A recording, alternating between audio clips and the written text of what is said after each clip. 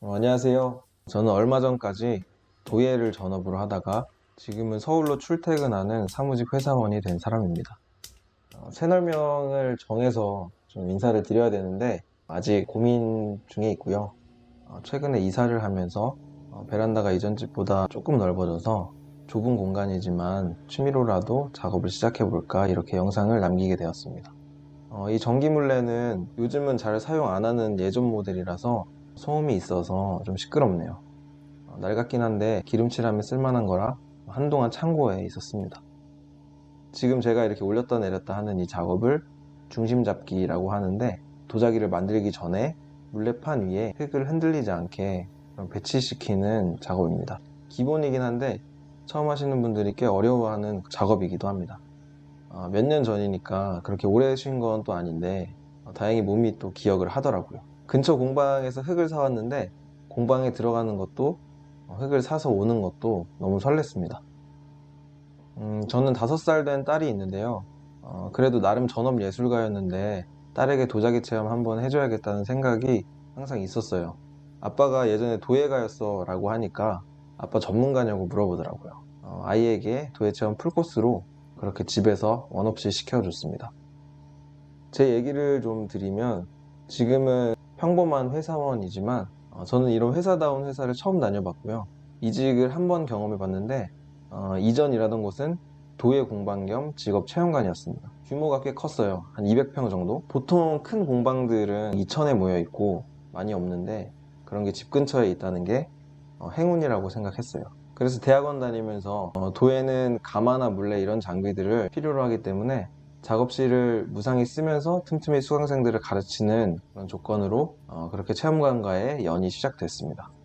당연히 수입이 없었고, 원래 예술가는 초반에 배고픈 직업이니까 대학원도 조교를 하면서 학비를 면제받아서 다녔고, 저의 이런 상황을 이해해주는 좋은 사람을 만나서 결혼도 하게 됐습니다. 대학원을 다니면서 체험관을 틈틈이 활용을 하다가 대학원을 졸업하고 나서부터 최저시급으로 정식으로 근로계약을 하고 일을 하게 됐습니다. 그렇게 5년을 정말 내 일처럼 열심히 일했던 것 같아요. 지금 생각해보면 저는 직원이라기보다 거의 동업이었다고 생각을 합니다. 투자자인 대표가 있었고, 관장, 실장, 그리고 제가 막내로 입사를 했는데 실장이 돈 문제로 퇴사를 하고, 대표, 관장 모두 도예 전공자가 아니어서 제가 수업하고 가마 굽고 기물 관리하고 영업하고 청소하고 시설 관리까지 정말 모든 것을 혼자 했어요.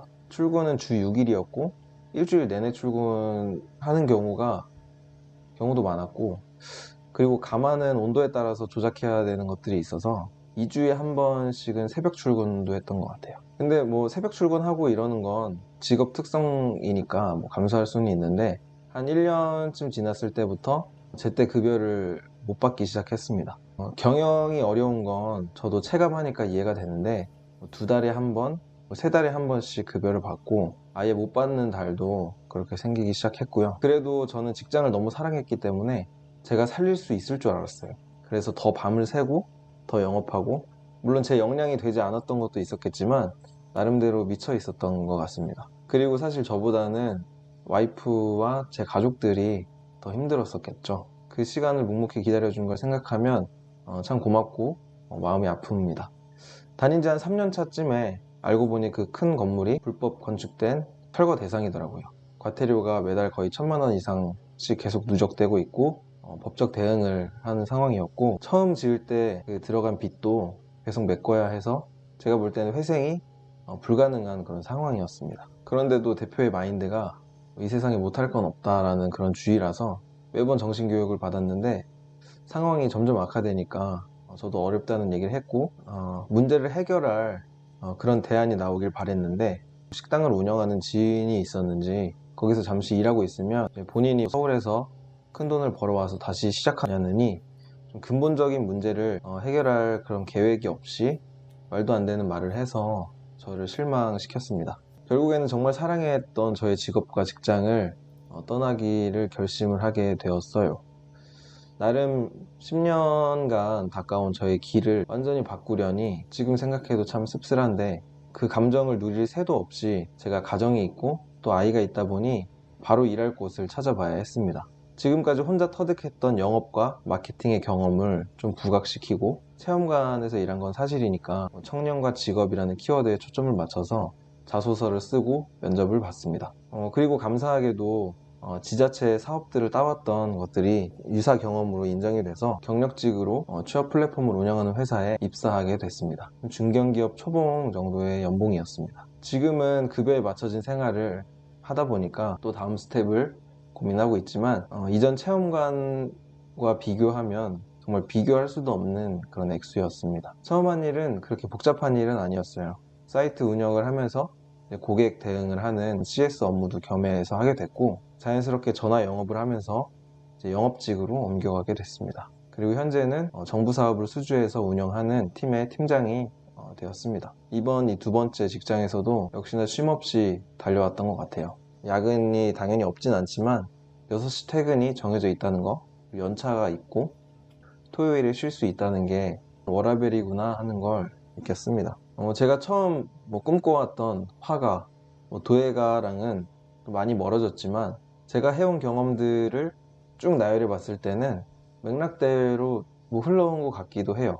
결국에는 또 이렇게 물레를 차게 됐잖아요.